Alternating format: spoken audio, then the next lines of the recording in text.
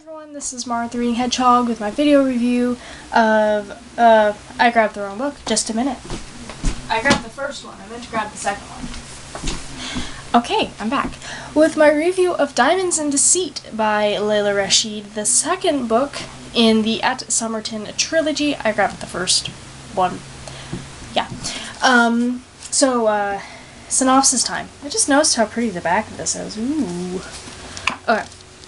London is a whirl of balls and teas, rivalries and alliances. Rose has never felt more out of place. With the season in full swing, she can't help but feel still a servant, dressed up in diamonds and silk. Then she meets Alexander Ross, a young Scottish duke.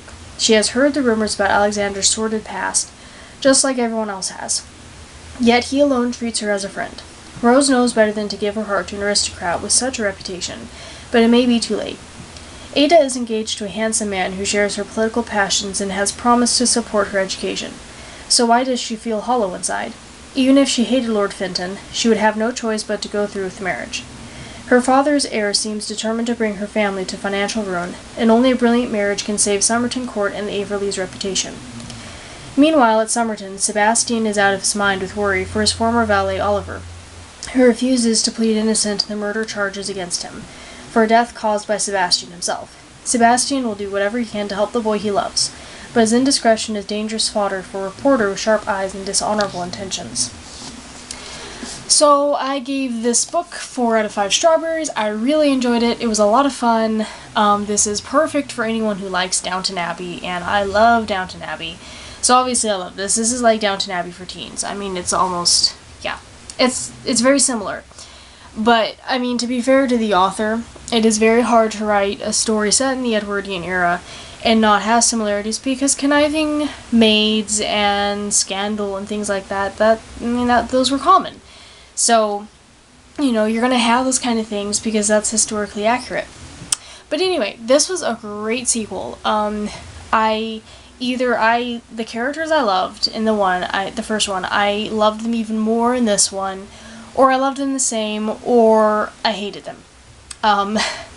And I didn't mind hating the ones I hated, mostly. I kind of would like to still like some of them. But Ada continues to be a really good protagonist. I really like her. She's sensible, she's perceptive, she's really nice. Like I said in my written review of Cinders and Sapphires, take Sybil, the youngest daughter of the Crawleys, of the Granthams, Crawleys, whatever, in Downton Abbey, and put her in Mary's place as the oldest daughter, and you have Ada Averley. She's great. Rose was really awesome. I, of course, loved her in the first book, and I love her even more in this one. Even though she's kind of stupid about a few things, I can kind of understand, sort of, I guess. But I love how, even though society keeps saying that she has no chance, she keeps trying anyway. And I just loved the sisterly bond between her and Ava. Really, really loved that. Lord Fenton, Lawrence, I liked him in the first book. I really did not like him in this one. You end up finding out some of his past dirty secrets, and they made me really dislike him. I didn't like him at all in this. He's kind of a jerk, kind of a cad. I suddenly was kind of like, yeah, Ada, go find Ravi and run off with him. Ravi's not in this one very much at all. I was divided about that, because I do like Ravi, but in the first one, I didn't understand the romance between him and Ada, because it was fast-paced. It happened really fast, so I wasn't emotionally invested in it.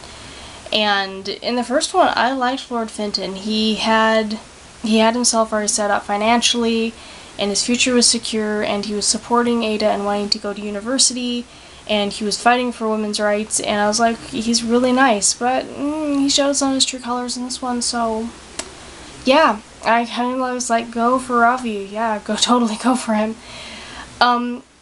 Charlotte Templeton is still horrendous in this. She gets even more horrendous, if that's even possible, and Stella, her lady's maid, is even more horrendous too, and then we get a second lady's maid who's really conniving, and then a really nice lady's maid who kind of sets them up, kind of, sort of. She tried, yeah, kind of hard to explain. But, you have that, and then there's a lot of love triangles in this, I just realized. They're easy to follow, thank goodness. But so, you have Ada, who's engaged to Lord Fenton, but wants to marry Ravi. You have Rose, who loves Alexander Ross, who I will have more things to say about in a minute. But no, she shouldn't, because he's a rake. And then you have Charlotte, who used to be an old flame of Lord Fenton's, but now she's going after Alexander Ross because Fenton has thrown her over for Ada. And then Emily Maddox also kind of had a thing for Alexander. And then over at Somerton, you have the Sebastian and Oliver stuff. Yeah, they're gay. The author doesn't feel like the author's making a statement with it, so I was okay with it. It just feels a little bit like Downton Abbey. But so you have Lawrence, you have Sebastian and Oliver's thing, and then you have Michael. I'm pretty sure it's Michael. I want to say it is Michael. It's a little sad I've kind of forgotten. I liked him. It began with Michael. Okay, I want to say Matthew. No. Then you have Michael, and he likes Priya, the Indian nursemaid. And then you have Georgiana, Ada's other sister, who likes Michael. So you got a lot of that going on, and yes, it is pretty prominent in this. I mean, it's a historical fiction romance essentially, but I was okay with it because for the most part I supported the couples. And I just felt really bad for Oliver. Oliver, I want to wrap him in a blanket, give him a hug. He's so adorable. And Sebastian is really nice.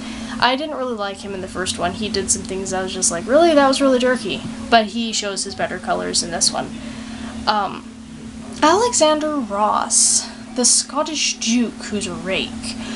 I don't really like rakish characters. I don't like them when the protagonist ends up falling for them because people in general don't change, and it's just kind of like, really, this makes you look stupid. He will always be a rake, more than likely. But reading the synopsis for this, I kind of had this inkling that maybe the stuff they said about Alexander was not wholly true.